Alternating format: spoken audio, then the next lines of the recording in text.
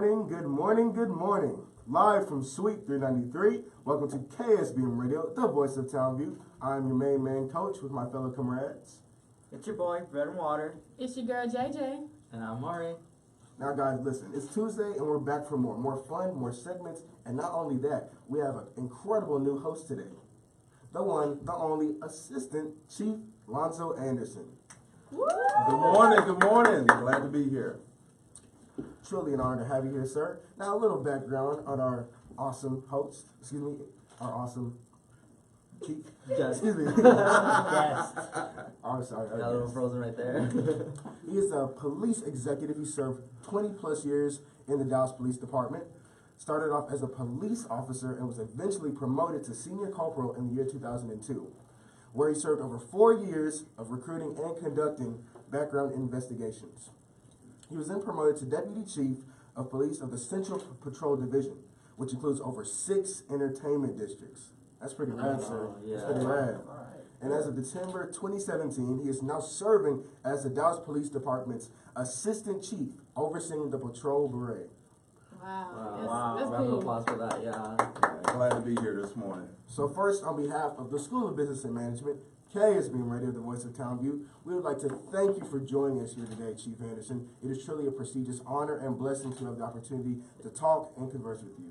You know what, it's actually a great opportunity to be here this morning. So, normally my days is in meetings, dealing with difficult situations and trying to provide solutions to the community. So anytime that I have the opportunity to carve out some time to be with the kids in the community, I'm always down for that. So thank you for the opportunity. Thank you. Thank you for being with us.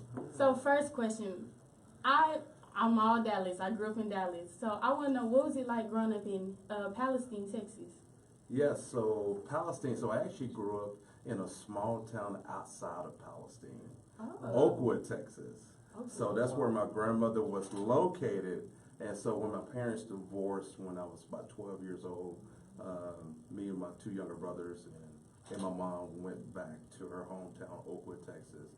And so basically I stayed in that community. It's a very small community.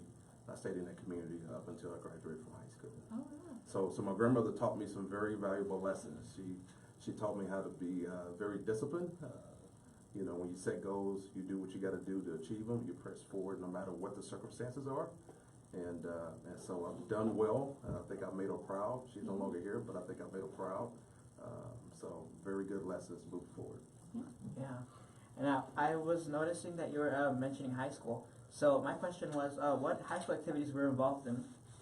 So believe it or not, I was a very good student in high school.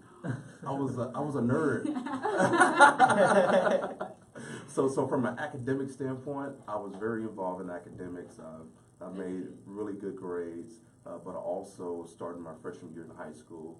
I became very active in sports. I was a big fanatic football player. So I kind of grew quite a bit between my sophomore year and my junior year. And from my junior to my senior year, I ended up making All-State in football. And I ended up leaving there, graduated in May of 1990, and then immediately I moved to West Texas and joined the football team from Georgia State University. Played 4 years there. Did you play running back? I played fullback. Oh, okay. The real question is, how many touchdowns did you score? Quite a few. I don't know what the number is. The team back then was a real Russian team, but kind of a very proactive, very stern downfield type of team. So most of the team, the running backs were big fullbacks that they actually brought in. So you're like a Jim Brown. Yeah. I would say that. Yeah. So we had a really good team back then. So moving on, talking about your career aspects and everything. What was your motivation for becoming a police officer? So here's something very interesting here. So there's a good chance when you go to college, your major may be this, but by the time your second year, it may be that. It may be something totally different. So when I initially went to college, my major was business administration. I've always, was really supportive, really liked the whole executive scene when it comes to Fortune 500 companies. I thought I would have an office on a corner building on the 50th floor. And so I pursued that for a short time. really I pursued that throughout my whole tenure in college until my senior year. In between my junior and senior year, I ended up getting a couple different internships. So I ended up doing an internship with the State Department, Parole Department, and then also worked for the State Game Wardens in Austin, Texas. So that's kind of how I got introduced to law enforcement. And so I did that, and I loved it. I loved the whole aspect of being flexible, really not tied to an office, but also really loved that whole aspect of just out in the community, engaging with the community, and just trying to make the community safer. And so when I graduated with my bachelor's, I actually went to graduate school, but I always had that little bug of law enforcement industry. And so once I graduated from that, I actually applied with 3 different organizations, the FBI, the DEA, and Dallas PD. And because I was a newly graduate individual, I needed money. And so I said the first organization that complete the whole hiring process, I'm actually going to join them. And so in 1997, Dallas PD gave me a call and said they got an opportunity for me, and I joined, and I'm still here 20 years later. Wow. Yeah, well, I think that's like really motivational to hear, because I know a lot of students when they get to college, they kind of contemplate changing their major, and they don't really understand how it's going to affect them, whether it's going to be positive or negative. But that's awesome. That's awesome. Yeah. So changing your major is not a negative thing. I would very much like to support you. You pursuing something that you're passionate about versus pursuing something that you're not passionate about. So don't get stuck on that, and don't get a stomach block on that. The main thing, if you do decide to change it and press forward, move forward. Because there's a lot of great opportunities out there, whether it's in this industry or the education industry or corporate American industry. There's amazing opportunities, and all of these organizations are looking for good people. So that's the common denominator of this.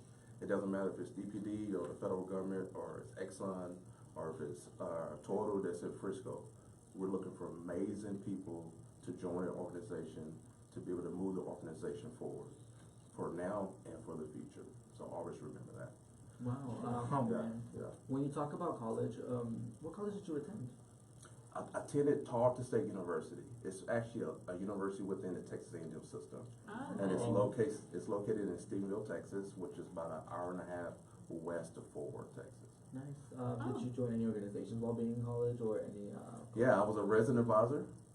So I actually had my own hall that I command and manage. And then a year as a resident advisor, I became a resident director. And then when I graduated with my bachelor's, I actually became an off-campus housing coordinator. So I basically supervised all of the off-campus housing for the whole university. And so I actually was in higher education. And so I did that until I finished up some master's work, graduate work. So how did you handle all those responsibilities? Time management, I learned time management skills at a very young age. I like to organize my time in my days, so not only do I have time to take care of my duties and responsibilities, I also still have time for me, for personal time. Yeah. Wow. You've been already telling us a lot of information about your entire career and tenure throughout the last 20 years, and on top of that, your school life. So I wanted to know, what do you consider your greatest accomplishment so far to be? As far as with the job itself? With the job, or just in general? So you know what? Probably my greatest accomplishment is that I've been here 20 years with the police department, and it's been really, really great. It's been fascinating. It's been a very humbling experience, but it's been an experience to where I got a lot out of it. So in this job, you give so much of you on a daily basis to the community you serve, but at the same time, we get a lot from the community as well. And so, the Dallas residents, some of the best residents, best stakeholders in the community. They're always there to support us. We appreciate them greatly, and we continue to work with them as we move. So you're saying the community also help as well, but there are people that don't always trust the police. So do you have anything you want to say to people who may not fully trust the police officers? Yeah, so what I would say with that is that at the end of the day, there's a lot of good police officers out there that want to do the right thing. We all sign up for wanting to serve the community, be public servants. And so even though you may trust us not today, we still not gonna stop. We still gonna work hard. We still gonna collaborate with you guys. We still gonna be transparent, and we still gonna continue to have programming that continue to build trust within you for the police department. That's good. Yes, So- thank you. I know you mentioned, you grew up in Palestine, so what would be some like the biggest differences, I guess, as far as like law enforcement up in Palestine versus, here in Dallas? There's huge differences. So, Huge huge. differences. I didn't think you were Yeah. gonna say that. So number one is the population. So Palestine is a very small town. Here in Dallas, man, we're almost at 1.4 million population. We got some, our region is one of the top 5 regions. North Texas region is one of the top 5 in the nation. So there's very diverse. Wow. It's very diverse population, and so the needs of the community are greater than.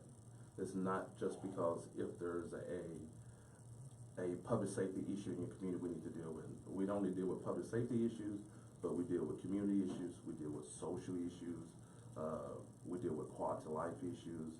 And in order to make all that happen, it's really important for everybody to know at the table, we're not by ourselves. We have a lot of key partners that we work with in order to accomplish all this. Yeah, so the spectrum is much bigger.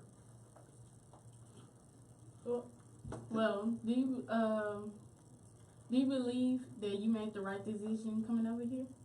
Yes. I've been very blessed. I'm here just 20 years later. I'm married. My wife actually works for the Dallas ISD administration. Ooh. She's a school counselor. I have a 12-year-old son, and Where's he attend? he actually just started attending Bishop Dunn. Ah. Bishop Dunn, so he's at Bishop Dunn right now. So he's a 7th grade. Is he want to play football over there? Yes, he does. They're cold. So you said your wife is in the DISD administration. So I've always pondered what was one of the major differences between the actual police department of Dallas and then also for DISD. Oh, Yeah. So with Dallas PD, we actually respond to the city limits of the city of Dallas. DISD, they respond really only to incidents or situations occurring in a DISD school in just the immediate area around it. So they're more specific to the school and the address of the school, while we are responding throughout the whole city. Yes. So they're just restricted to just the district? So Yes. anything outside of that? Yes. Okay. Yeah. But let me say this. So this is a great segue to go into something else. So we do have partnerships with Dallas ISD. So we're currently working with Chief Miller, that's over at DISD, looking at different programs. How can our staff, our officers, our NPOs be more active in the schools? And so I really look forward to that conversation. I believe we have another follow-up meeting next week, and we'll be able to roll out some programming. So not only is it not the responsibility of Dallas ISD police, but it's the responsibility of all law enforcement agencies within the city to continue to make our schools safe. Wow. So when it comes to police, and what are some skills or attributes you find or are looking for when you're hiring a police officer? Yeah, definitely want somebody to be ethical. Definitely want somebody to have high morals and high values, but also want somebody that's able to work as a team. I don't want anybody that's isolated, and I also want somebody that's a problem solver. So, because a lot of times when the community come to us, they come to us for a reason, and they got an issue and they need help and need solving. So that problem solving technique, that problem solving quality is very important as well. What about for individuals who lack those soft skills? Do you guys have workshops or just different type of events that help build those individuals? Yeah, those interpersonal skills is what you're talking about. That's important because sometimes you got to know when to talk and when to be quiet. You got to know when to hold, when to fold. Yeah, but those are skills that are very important as well. So there's a national conversation that's taking place across the nation from all organizations, whether it's LAPD, Detroit, or Chicago PD. And as we move forward, we're really looking for police officers that have those skills of a social worker. See, because it's really not about just putting people in jail. It's really about just being a public servant and serving the community. Putting people in jail is just one component of it, but I can tell you most of your time on a daily basis is going to be about talking to people, listening to their concerns, and coming up with solutions to how to make their life better, improving quality of life for all of Dallas. Got you. Yeah. When speaking about that, just dialogue about social work and all, what officer should hold, do you have a stance on the proposed idea of having not only teachers but any staff in the classroom armed? What would you say to that? I've never really thought about that. I know that's a national conversation, and just through my day, I never really thought about it. But I think what really needs to happen, I think those conversations still need to continue. I don't believe in taking one solution if somebody don't agree with it and just vacating it. I think we should stick it on the wall along with other possible solutions, and then see what sticks and what's best for all parties. Not only what's best for the school, but also what's best for the community as well. So, with your occupation, your role, with that level of prestige, I know you mentioned a lot about serving for the community. So, how does, being the assistant chief of and overseeing the patrol bureau, how does that allow for you to just connect to school-aged children and people like you said at the ISD and just kids my age? You watch football games with us? Yeah, so it's interesting. So it's interesting. So there's about 3,000 officers on the police department now. So when it comes to patrol operations, approximately 2,000 belong to me. So I'm very busy. I got heavy days every single day. I've already been in 3 meetings this morning and several meetings after lunch. But here's the great part about this. So when it comes to community policing, when it comes to reaching others, when it comes to bridging the gap, a lot of those personnel that do that on a daily basis, they're part of my command. And so it's very refreshing. We do a lot of programs. I am extremely proud of our community outreach over the last 10 years. I think our community outreach over the last 10 years has been very, very excellent.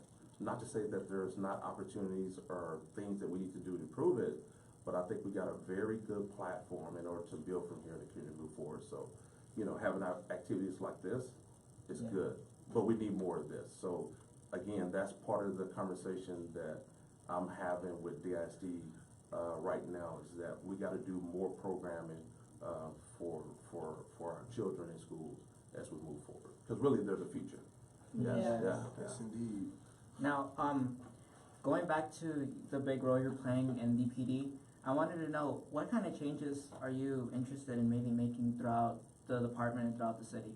Yeah, so from an operational standpoint, as everybody is aware, when it comes to the industry of law enforcement, not a lot of people are interested in law enforcement. So recruitment and retention is a big conversation among us.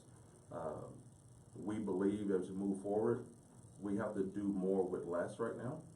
And so I have to, from the seat that I sit in, look for ways that we can be more efficient. Because we probably have lost about 1,000 officers over the last, since 2014. Wow. Not to say that we can continue to lose officers, but we have to continue to look for ways to do more for less. Because the service and demands of the community has not lessened. Matter of fact, they're probably requiring more from us as we move forward, and rightfully so. I definitely agree with that. But everything for me is all about operation and all about being efficient in what we do on a daily basis. I'm so sorry, go ahead. Thank you. I just love how you're all about the community, and I know y'all have certain programs. My brother loves going to the Junior Police Academy. I knew you were going to say that. Are there any other programs besides that as So well? we have the Junior Police Academy. We also have the Explorer program. That's it. We have 7 substations in the city, and there's a program as such at each one of those. So we're looking for opportunities to really grow that, to be able to put more children and kids and teenagers in that program. And then also, we're going to be rolling out some new programming here coming soon that we really look forward to as well. So I know, your job entails a lot of rigorous and a lot of, demands as far as a leader. So what are some of the biggest leadership laws and skills that you've applied as far as within your department? So from a leadership standpoint, matter of fact, we had this conversation a couple of days ago. Leadership sometimes is lonely at the top because you feel as though that you're the only one making a decision and it's only important to you. But leadership also is about asking the right question saying something, especially when you see things that are not done right, or you see things that are unethical, or you see things that's out of policy. As a leader, you have to listen to what I'm about to say. Sometimes leadership, 80% of it is straight courage.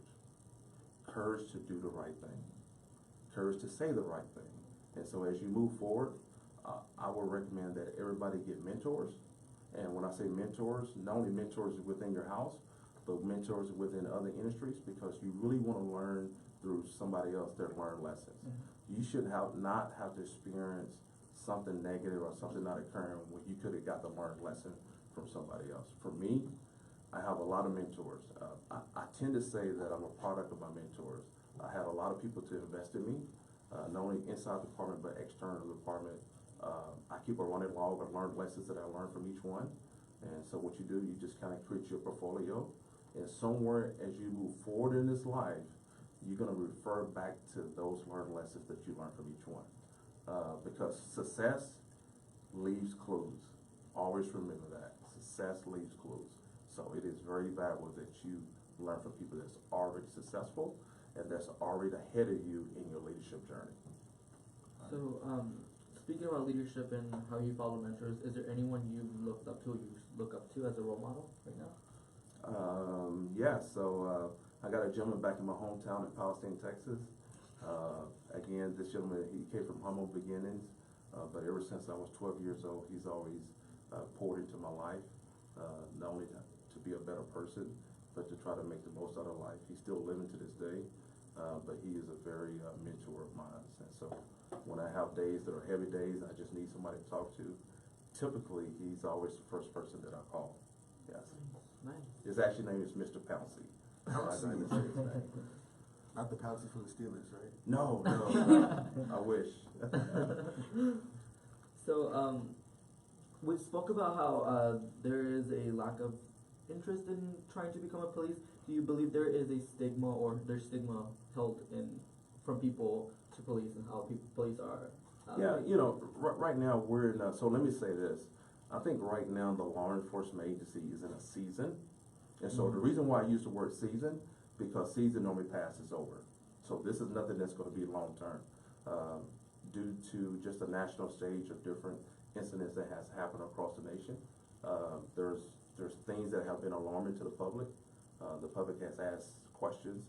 The public has asked us to be transparent. And when things are wrong, the public has asked us to change, to make it right. And so that's kind of where we are. And so I firmly believe that the people that are interested in public safety, they're still interested, but they're hesitant. There's another part of public safety that's benefiting from us, like the fire department. They have no issues of recruiting right now.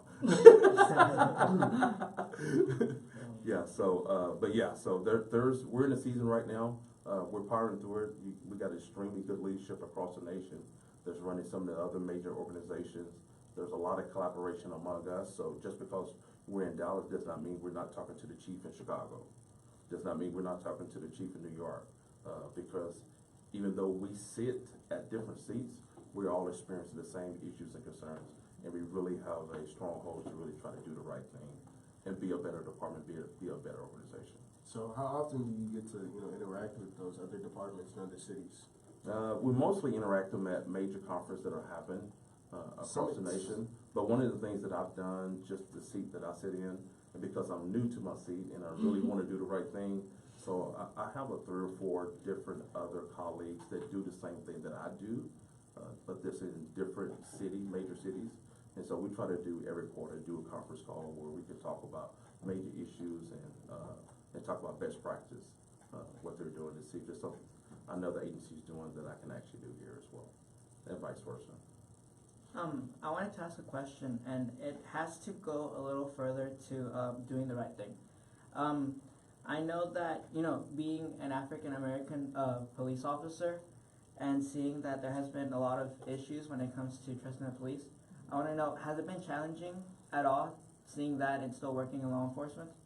It has been challenging, but one thing that I do, I just stick to who I am. I was raised right. Mm-hmm. I know right from wrong. I tell my officers on a daily basis, we're public servants. If you don't do it, who does it? That's important.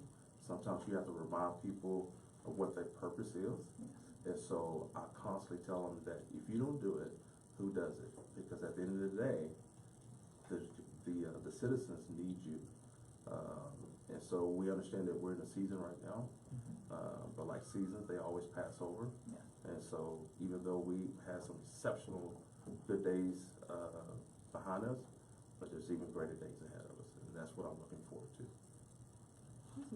Do you watch a lot of Spike Lee films? No.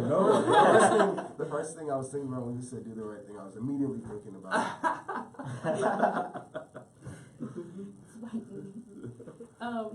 Well, also going with that, has being an officer give you a clear view or change your view of the world? Well, it has changed because you got to remember what I see on a daily basis. So typically, I see bad things on a daily basis. Typically, we don't really see good things. Normally, when people are calling police, normally it's something that they can't handle, something they can't manage, and they're calling us in. So it has changed me, but it hasn't changed me to a point to where I'm negative or I don't see the world as a positive place to be at. Yes, a little bit more cautious. Yeah. So when speaking about that, has it been a little bit more emotionally draining? Have there been days that you just not just question, but you just feel like you don't know how to fix the problem or how something's going and why? I wouldn't say that not know how to fix the problem. I would just say that there's probably not enough hours in a day in order to fix the problem. But you know, and that brings up another point. That's why it's also important for you to, because you are a problem solver. So you're a problem solver. So that's why it's important for you to take care of yourself from an individual standpoint, to have other interests and hobbies, to be a loving person at your home, because all of those different aspects of your life affect what you do on a daily basis. Because in true reality, I probably spend more time at work than I do at home. Yes. Wow. So I know your team, as far as a team together, you guys have team building activities, or do you guys have? I know you mentioned big conferences that you have for other departments and things like that. But as far as the DPD, your leadership team. So do you guys have summits or just different activities that you guys do to help build leadership? And So we actually have a couple of different points to make here. So we have CPI, Caruth Police Institute. That's a partner with the University of North Texas. They come in on a yearly basis and provide leadership training for the whole team. So when I say the whole team, it's not for just executive leadership, but it's also for police officers, first line supervisors, and also other leadership ranks within the police department. And then from just a day-to-day basis, I have weekly meetings with my team, and not only do we talk about issues, concerns, or problems that we're dealing with, but we do also talk about leadership capacities and how can we be better as a leader as well. Do they force you guys to shave your mustache? No. Cause I have a friend who's a federal officer, and they just notified him. They said, "Boom, you can finally have a mustache and a goatee now." And before, when I first knew him, he looked really wimpy with that little bleak mustache. And now it's he's got this full goatee and he just looks like a champ. Mm-hmm. So you guys can have facial. Yes, we can. Yes, we can. He's like, yes, I can do this. That's a deal breaker. So is there a specific major or specific pathway you should be taking to become part of the law enforcement? No, of course, criminal justice is already centered around the whole aspect of law enforcement, community laws, case laws, but you don't necessarily need a background in criminal justice to be a police officer. Just here in Dallas, if you have a minimum of 45 college hours, it doesn't matter what the subject matter is, but you can become a police officer with a minimum of 45 hours. But I can tell you, just probably here in the last 10 years or so, most of the people that come through the door at DPD, most people either have some form of a 2-year degree or a 4-year degree. Yes. Going back to this question about when it comes to education and things like that. When I was younger, I wanted to be a police officer. I was interested because I just saw how really how nice they were to me in my communities and my neighborhoods, and I was like, I want to be a police officer when I grow up. And you know, it kind of shifts a little, but I wanted to know if there are people listening that are interested in law enforcement, what advice would you give them? So what I would say, if anybody listening to become law enforcement, it's a very rewarding career.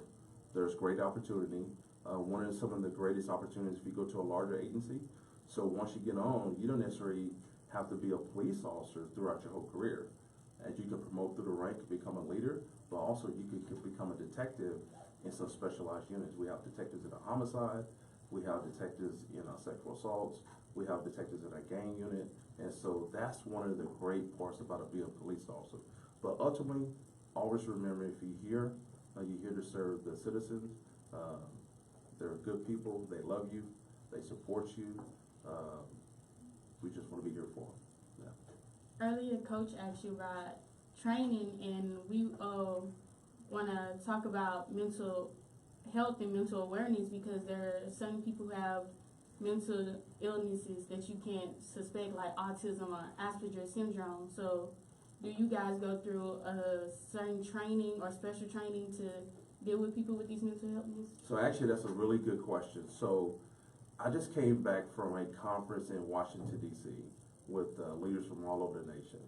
And in that conference, we never talked about how can we create a operation plan to deal with a criminal issue in the street. So it was a 4-day training, and it all talked about social issues. The social issues that are affecting our community today. Because the social issue is also affecting law enforcement and what we do on a daily basis. The number one issue on the table that every leader across the whole nation brought up that's affected them most was mental illness. Oh. Wow.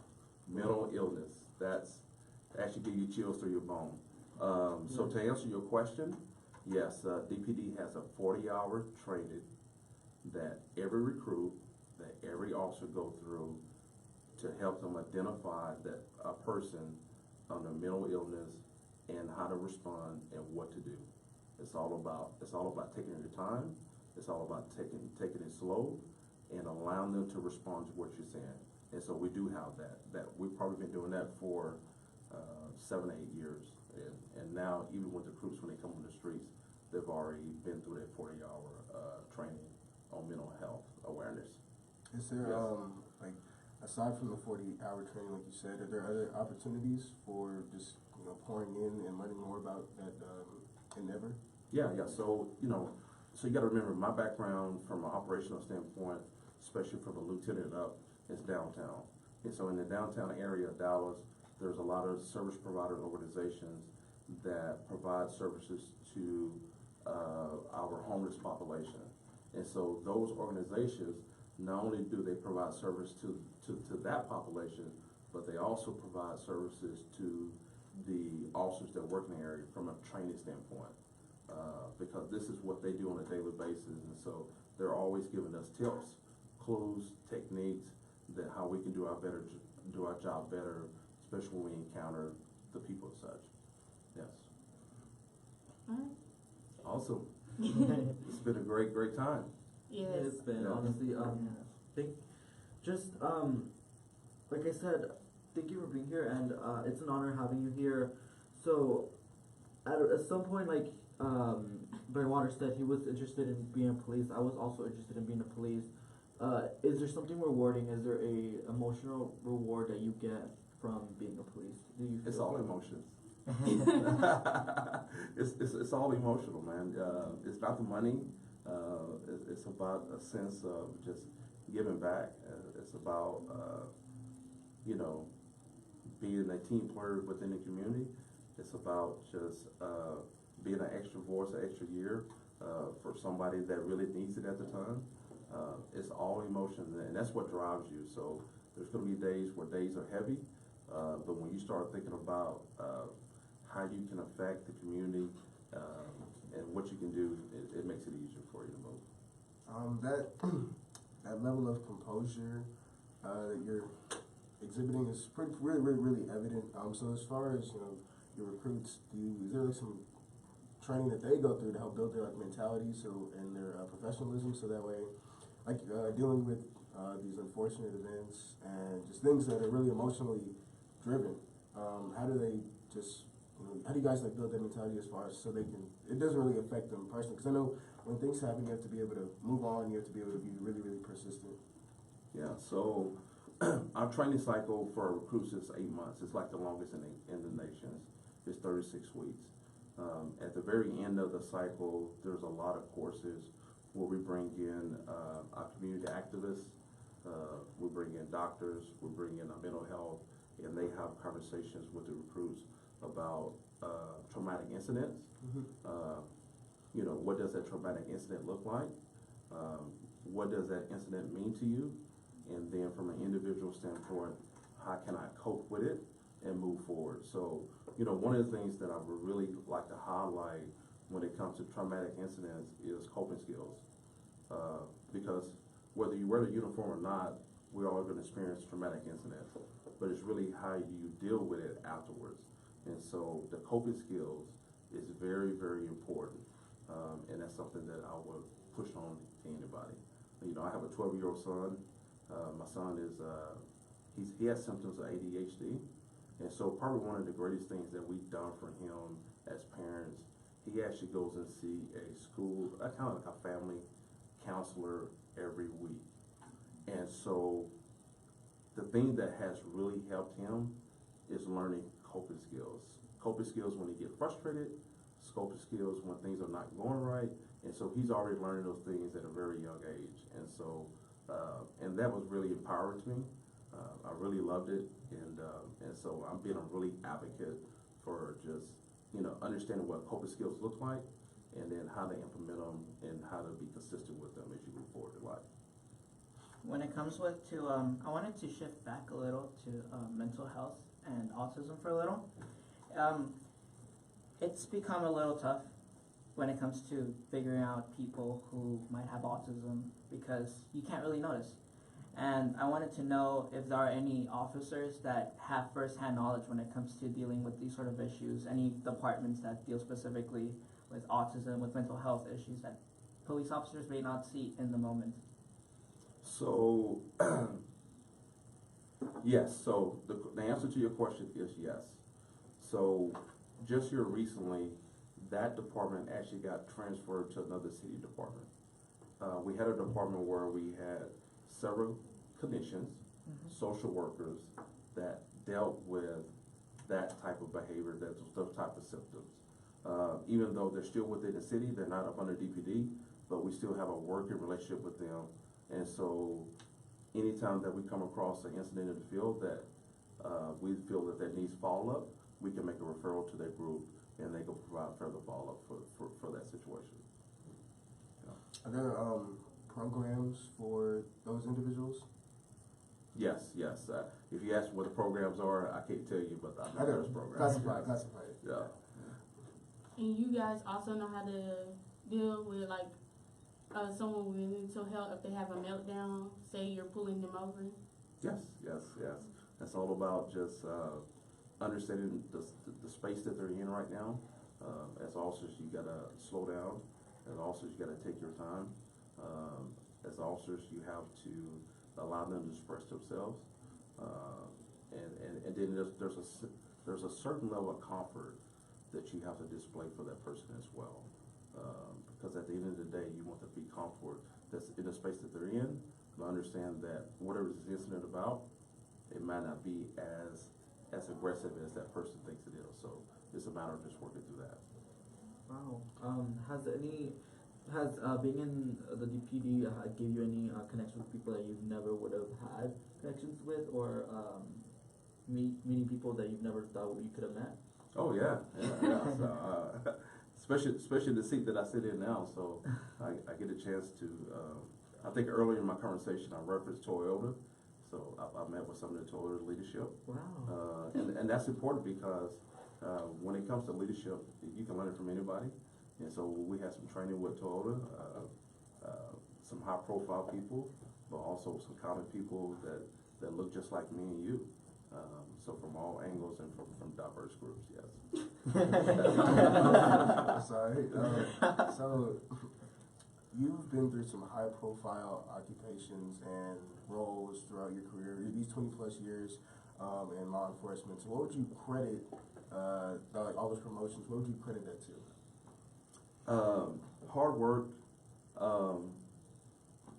believing, this is important, believe it's just not about you, believing it's about others, putting others first, understanding how to work in a team, being a team player, and then just be open and advise and be open and listen to advice from other people that's already ahead of you in your journey.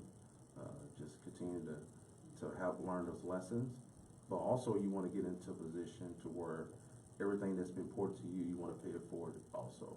And so that's kind of where I'm at right now in my career, is that, you know, I'm at a point right now where I've accumulated some deposits, and so right now I'm looking at opportunities to make some withdrawals and place those withdrawals at other people. Yeah. I just love all your answers. They're like, Yeah. Thank you. I'm with the community. Got you. Yeah, we got you. Put other people first. It's like so touching. I think my favorite part about this is how you talk about how the most rewarding part of it is that you get to be in the community and you get to be here with us. And I mean, we're having a blast right now. Yeah. We're really enjoying it. Yeah, absolutely. So, you know, I certainly believe if I wasn't with DPD, I'd be in another capacity serving the community. So, I think that's my forte. I think that's just part of just my DNA, who I am. And so I'm very fortunate, very happy. I've had a very good career, and my experiences here in the city of Dallas has been very, very, very awesome. It really has. Yeah. So, if they gave you a chance to review just everything again, would you do the same journey and choose the same way, or would there be slight changes or No changes at all. No change. No changes. Wow. I'm actually going right back down this road. Exact same way. End up Same here, way. right. He's gonna end up right here sitting with us again. Yes. Like, I'm back again. It's amazing. It's amazing seeing people so passionate about their careers now. Yeah. Yeah. And not only their passion helps them, but it helps our community and us, and it's amazing to see that. And it gives me trust and other people trust for not only the police department, but just in general the community here. And it's just extremely refreshing to have someone like you serving in our community. Yes, it's a pleasure to have you. And I appreciate you guys. Just remember this: you are the future. I mean, there are so many possibilities out there. Again, this is not about law enforcement industry. This is about all industries. You guys have an opportunity to touch the world in ways that I never will. For me, that's powerful. There's ways that I can touch this community, but you guys will have the opportunity reach beyond my reach to touch the world. So just continue to stick to your study hard, be patient, be forthright in what you believe in, and amazing things is gonna happen to you. Thank you. Yes. Thank you for being with us, Chief. Yeah, That's thank true. you again Absolutely. with us. That's really good Awesome. question, sir. Now, my last question to you is, so I know on the way here, we were talking, I know you're a Cowboys fan, an avid Cowboys fan, so we gotta catch a game sooner or later. What do you think? He is really on these sports. I got you. man. Okay. We'll go support them boys. Again, thank you again for being here so much. It's a pleasure to have you here. And yeah, don't forget to follow us on TV at KSBM_TVT, that being on Facebook, Twitter, and on Facebook is KSBM Radio. We'll see you next time. And again, thank you for seeing our show and thank you for being here. Thank you, Chief Thank Anderson. you. Thank you. Cool. That was good. I see this. Appreciate you. Yes. Thank you so much for being with us. My pleasure. My pleasure. She's laughing at y'all. Yeah. Oh my God. Oh man. He just throws in these Cowboys questions out of the blue all the Yeah. time. I was Literally wondering. does. I knew All you the guys. time. Yeah, I miss Oh, you already knew? That was I good. wait for that.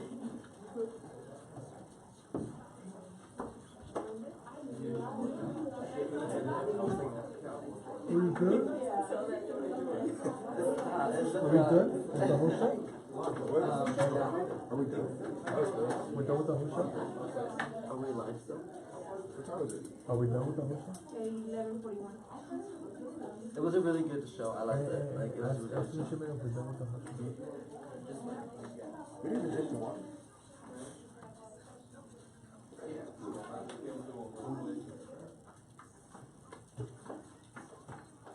Are you tired? Yes. Still? We're done? Yeah.